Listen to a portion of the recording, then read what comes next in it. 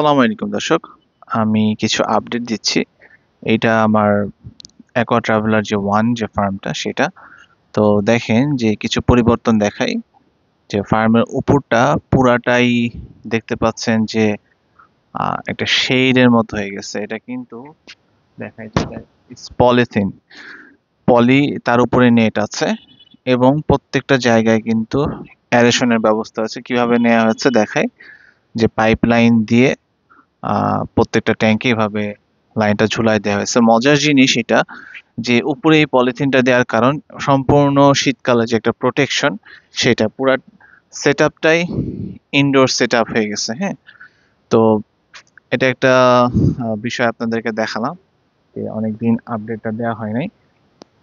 So এখন main ভিডিওটা শুরু করতে যাচ্ছি। যে আজকের কন্টেন্টটা হবে হলো যে আমরা আজকের কন্টেন্টটা যেটা হবে যে আমি এখানে যে গাপ্পি মাছগুলো এক্সপেরিমেন্টের জন্য করবো, সেট মিনস একটা অনেক ধরনের ফ্যান্সি গাপ্পি ক্রস করে কিছু জাত উন্নয়নের জন্য মিক্স গাপ্পি, মানে খুবই ভালো কোয়ালিটির মিক্স গাপ্পি তৈরি করার জন্য আমি মোটামুটি 15-20 জাতের মিক্স গাপ্পি ফ্যান্সি গাপ্পিকে ক্রস করব। তো এইখানে দেখাই জাতগুলো। এখানে দেখতে পাচ্ছেন যে বেশ কিছু জাতের ফ্যান্সি গাপ্পি আছে। তো আমি একটা একটা করে নাম বলছি যেন আপনারা চিনতে পারেন, ভবিষ্যতে এইভাবে মিক্সিং ক্রসিং করতে পারেন। যদি আপনারা উন্নত জাতের ফ্যান্সি মিক্স গাপ্পি করতে চান, তো এইখানে ফার্স্ট অফ অল দেখতে পাচ্ছেন যে কালচে কালচে যে এগুলো, তো দেখা এগুলো হলো ব্ল্যাক মস্কো ফিমেল। এটা আছে আপনার কই টক্সিডো, দেখেন মাথাটা। তারপরে আছে ভায়োলেট স্নেক স্কিন, তারপরে blue topaz, Santa Claus, red Moscow, red tail platinum dumbo ear আছে, তারপর সানসেট গাপ্পি আছে, অ্যালবিনো পার্ল হোয়াইট গাপ্পি আছে এবং আরো অনেক জাতের। দেখতেই পাচ্ছেন কত কালারফুল টাইপস এর গাপ্পি এখানে আছে। তো এতগুলো ব্লাড লাইনকে মিক্সচার করার কারণটা কি? কারণটা হলো যে এখানে একটা জাত উন্নয়ন করব। এতে যেটা সুবিধা হবে যে ভবিষ্যতে আমরা মানে বিভিন্ন প্যাটার্নের মিক্সচার গাপ্পি পাবো, যেগুলো দেখতে আরো অনেক সুন্দর সুন্দর হওয়ার সম্ভাবনাটা থাকবে। এটা একটা গবেষণার কাজ করার জন্য। তো আমরা কোথায় ছাড়বো সেই জায়গাটা একটু দেখে আসি। সো ভিউয়ার্স, আমি এই গাপ্পিগুলো এইখানে ছাড়বো। এইগুলো হলো মেগা ব্রিডিং বক্স। মেগা মানে বিশাল, দেখতে পাচ্ছেন যে কত বড়, এক একটা 10 ফিট প্লাস ব্রিডিং বক্স। এরকম বক্স মনে হয় আগে কখনো দেখেন নাই, হোপফুলি আমার চ্যানেলে কখনো দেখায়নি। দেখেন যে এখানে রেডিয়াম মন্টেল বেলুন মলি আছে, এইটা ব্রিডিং এ দেওয়া আছে। এইখানে আছে হলো লাইরিটেল সর্টেল।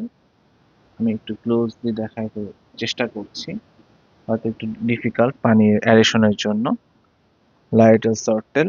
আর এইখানে ছাড়বো হলো আমাদের যে ফ্যান্সি মিক্স গাপ্পির যে আইটেমগুলো। তো আমি ব্রিডিং বক্সটাই একটুখানি দেখাই, ডাইমেনশনটা। Look at it size.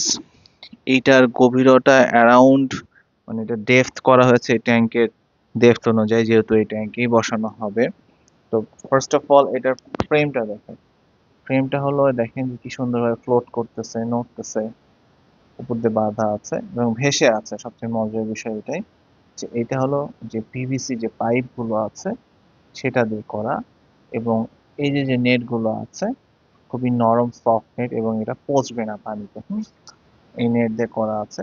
এবং মজার বিষয় যে দেখেন যে এইখানে কিন্তু একটা রাবার ইলাস্টিক দেওয়া আছে। দ্যাট মিনস এটা ফ্রেমের মধ্যে এটাকে সেলাই করতে হয়নি, জামার মতো করে এটাকে পরায় দেওয়া হয়েছে। এই গোটা মুখটাকে এভাবে বসায় দেওয়া হয়েছে। এটা তৈরি করার সময় ভিডিও শুট করার সুযোগ হয়ে ওঠে নাই, তৈরি করে দেখানো হয়েছে। আপনারা যদি এটা কেউ আহ, পরামর্শ চান কিভাবে করছেন, তাহলে আমি অবশ্যই বলতে পারবো। এই জন্যই ভিডিওটা করা। দেখেন এখানে এলবো ইউজ করা হয়েছে, টি ইউজ করা হয়েছে ফর জয়েন্ট, এভাবে চারপাশে এটা করা হয়েছে। আমি একটু দেখাচ্ছি। ওয়াইড রাখা হয়েছে অ্যারাউন্ড 2 ফিট। লম্বা, ট্যাঙ্কটা যতখানি লম্বা তার চেয়ে একটুখানি ডাইমেনশন কম রাখা হয়েছে যেন এটা মুভ করতে পারে এভাবে এভাবে। আর ডেপথ করা হয়েছে অ্যারাউন্ড 2.5 ফিটের মতো গভীরতা করা হয়েছে, যেন মাছগুলো চলাচল করতে আর ইজি হয়। এটাকে তোলা হয়েছে কারণ কি একটু হাইট বাড়ানো হয়েছে, যেন এতে গাপ্পি মাছ যেহেতু একটু কম হাইট দরকার এই বাচ্চা রিলিজের জন্য, সেজন্য এইখানে একটু হাইটটা চাড়াই দেওয়া হয়েছে যেন কম হাইটে পানিটা থাকে। সো এইখানে মাছগুলো এখন ছাড়বো। সো ভিউয়ার্স, এখন এই মাছগুলো ওইখানে ছাড়বো। তো আমি ছেড়ে দেখাচ্ছি কারণ এক হাতে ভিডিও করছি, তো ইটস ভেরি ডিফিকাল্ট যে ওখানে পুট করাটা। সো ভিউয়ার্স, দেখতে পাচ্ছেন যে এই যে মাছগুলো ঘুরে বেড়াচ্ছে এবং তারা যথেষ্ট স্পেস পাইছে। এটা ব্রিডিং বক্স হলেও এত বড় বক্স যেটা একটা ব্রিডিং হাউস হয়ে গেছে তাদের জন্য। সো এটা দেখা যাচ্ছে তাদের জন্য খুব কমফোর্টেবল স্পেস আছে মুভ করার জন্য এবং ব্রিডিং এর কার্যক্রম করার জন্য মাঝখানে এয়ার ফ্লো দেওয়া হয়েছে, সাফিসিয়েন্ট এয়ার ফ্লো। এবং এই দিক দিয়ে আপনারা জানেন যে এই যে মেশ সাইজ, দ্যাট মিনস নেটের যে ফাঁকগুলো, সেগুলো যথেষ্ট বড় আছে, যেটা দিয়ে আপনার মাছগুলো পর্যাপ্তভাবে বের হয়ে যেতে পারবে। সো এটা খুবই এক্সপেরিমেন্টাল হিসেবে করা হয়েছে, এত বড় ব্রিডিং বক্স আগে করা হয়নি, বাট হোপফুলি এটা খুব কার্যকর হবে। আজকের ভিডিওটা এ পর্যন্ত। যদি আমার ভিডিওটি ভালো লেগে থাকে চ্যানেল সাবস্ক্রাইব করতে ভুলবেন না, নোটিফিকেশন বেল প্রেস করে আমার সাথেই থাকবেন, লাইক করবেন, শেয়ার করবেন। আল্লাহ হাফেজ।